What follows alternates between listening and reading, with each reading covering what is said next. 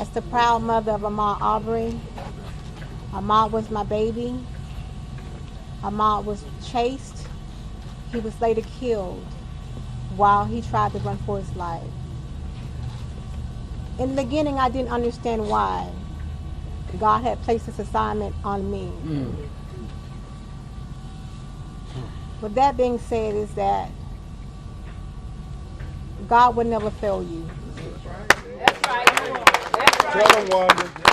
In the very beginning, after we laid Ahmaud to rest, it was very hard because we couldn't find any help. The local authorities, they wouldn't give us any answers. Come on. And we went for weeks trying to find out what happened to Ahmaud. Yes. But in the midst of it all, I prayed. Yes. Yeah. And God answered my prayer. Yes. This day, as we stand before this courthouse, I thought this day would never come. We know our boy was lynched, and we kept searching for answers. But guess what? It's God. We didn't give up. I got to thank God for y'all people, my brothers and sisters. They kept going. Them officers fighting. Miss Bob and Wando. Yes.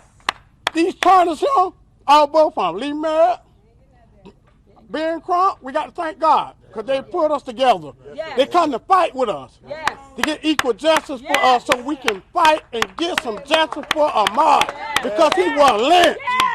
An already racially charged high-profile murder trial saw more fuel added to the fire when the defense attorney for one of the 3 men accused of taking part in the death of Ahmaud Arbery stood up in court and told the judge, if we're going to start a precedent starting yesterday, we're going to bring high-profile members of the African-American community into the courtroom to sit with the family during the trial in the presence of the jury.